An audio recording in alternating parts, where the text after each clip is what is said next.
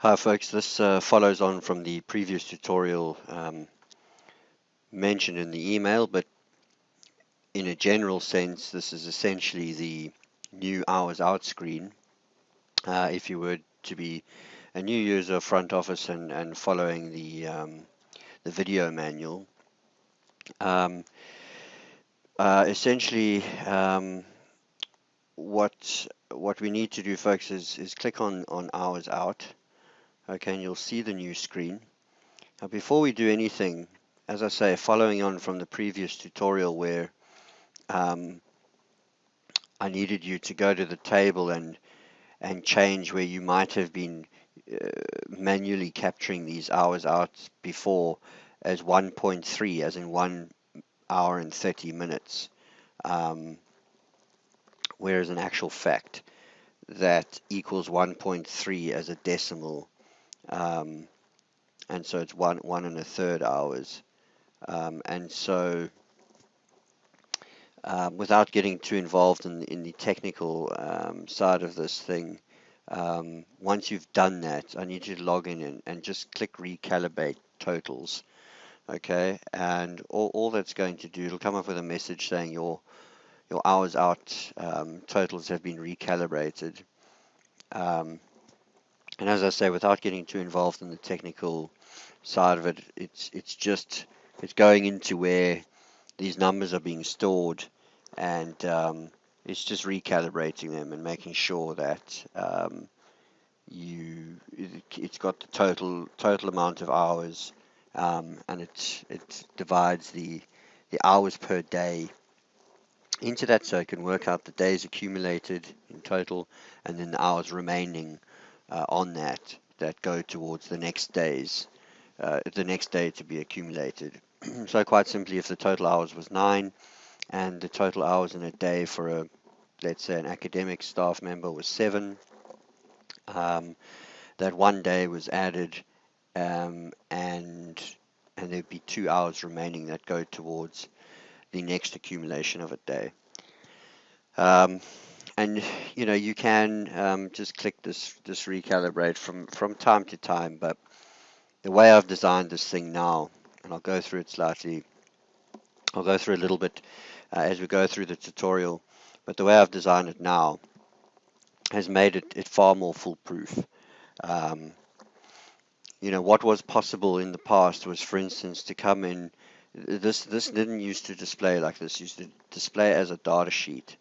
But what happened was, because it was displayed as a data sheet, and therefore you couldn't add control buttons like I've done here with these add buttons, for instance.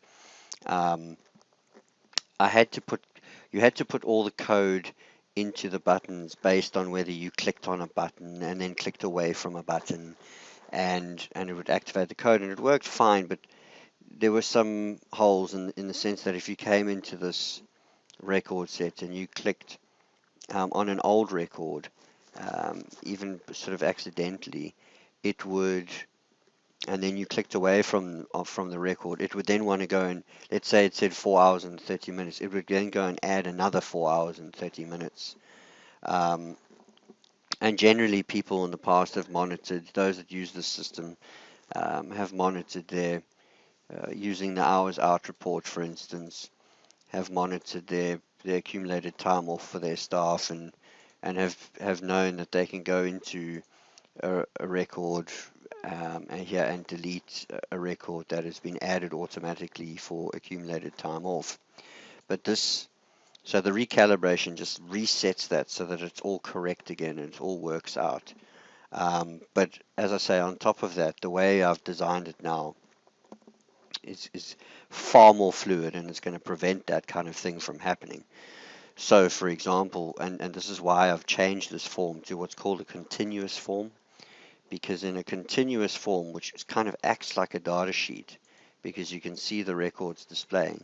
And incidentally, folks, you can still right-click on this and A to Z it and use your filter controls and what have you. So, for instance, I could filter on one staff member, for instance. Okay. But yeah, as I was saying, that the advantage of doing it this way is that it's far more fluid. It allows you to add buttons, as you can see, and in this sense, even use what's called conditional formatting. So we could put colors and things like that, or format the blocks based on the information inside those blocks. Whereas you can't do that in a strictly speaking in a data sheet. So to basically just hit the tutorial straight on, it's fairly straightforward. You go to new record just like you always would, and you choose a staff member, okay, and you'll see now that it's got today's date. You can obviously click on there and use the date picker to change the date if necessary, and you can see now that it shows the hours. It actually displays as hours and minutes, but you don't have to capture it like that anymore. I'll show you what's happening. So now if the staff member is out for private reasons, and that's this column here, and I think what I'll do is, I've done so much work on this, I need to move on to other things, but as we go through time, I can make things a bit bigger and improve the formatting a bit as well, but it's working very nicely. So you can see it hasn't added any hours out yet for this. So you click on the add button next to the hours out column, okay, and that will bring up your hours in out range, okay, and then quite simply you say, let's say 8:30 to 10. We can make it an odd sort of time, okay, and it'll display as 2 hours 25. In the background, it's actually working with the exact decimal number, okay, but it's displaying as 2 hours 25. Okay, then you click private, okay, and you say okay, and you'll see that all private records are marked as yellow, and all official records, which is this column here, are marked as green. Obviously, where they're out for official reasons, they're not out for private reasons. So where you see a green, you won't see a yellow, and vice versa. It's very easy to scan down the reason column here and to see, okay, and then you can simply add your reason